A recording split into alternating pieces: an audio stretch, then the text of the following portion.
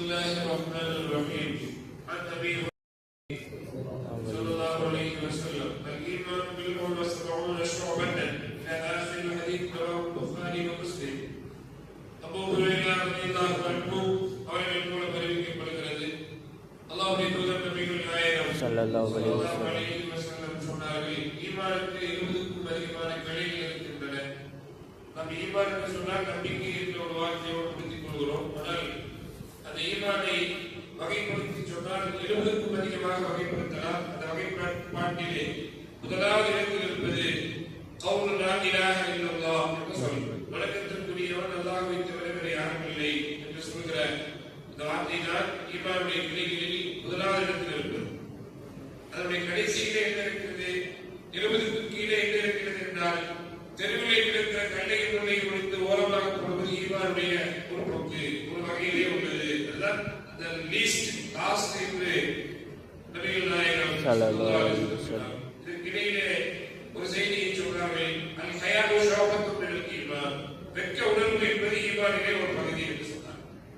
ஒருத்தருக்கு வெட்க உணர்வு அதிகமாக இருக்கிறது, இப்போ அவர் வெட்கப்படுகிறார் என்றால் அது ஈமானுடைய ஒரு பங்கு தான். ஒருத்தர் இன்னொருத்தர் உபதேசம் இருக்கிறார், இப்படி வெட்கப்படாதீங்க, அதெல்லாம் சுறுசுறுப்பாக தைரியமாயிருங்கள் என்று ஒருத்தருக்கு உபதேசம் பண்றார்.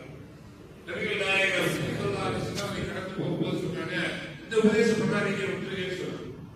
ஏன்னா வெட்க உணர்வு ஒருத்தருக்கு இருக்கிறது, ஈமான் இருப்பதற்கு அடையாளம்.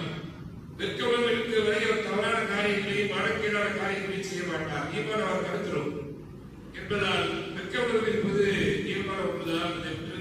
நபிகள் நாயகம் ஸல்லல்லாஹு அலைஹி வஸல்லம் வீட்டிலே அவர்கள் மேல துணி போடாத வீட்டுக்குள்ள இருக்கிறார். அவரை பார்ப்பதற்கு செய்த அபூபக்கர் ரலியல்லாஹு அன்ஹு அவர்கள் அப்படியே உட்கார்ந்திருக்கிறார். செய்த உமர் அவர்கள் வருகிறார்கள், அப்படியே உட்கார்ந்திருக்கிறார். மூன்றாவது ஒருவர் இருக்கிறார், செய்த உஸ்மான் ரலியல்லாஹு அன்ஹு அவர் வந்தார் தெரிஞ்சோட வேகமாக எதிர்த்து சட்டம் போட்டு நல்லபடியாக உட்கார்ந்தார். அந்த சகாபாக்கள் கேட்டார்கள், அவங்க எல்லாம் போன பிறகு இந்த மூணாவது ஆளுக்கு ஸ்பெஷல் இந்த பொழுது அவருக்கு வெட்க உணர்வு அதிகம், நான் இப்படி பார்த்துட்டு எங்களை பேசாம போயிடுவாரு, எனவே அவருக்கு முன்னால் முழுமையான ஆணை போட்டு இருக்கிறது நான் விரும்புகிறேன். எனவே நாயகம் சொன்னார்.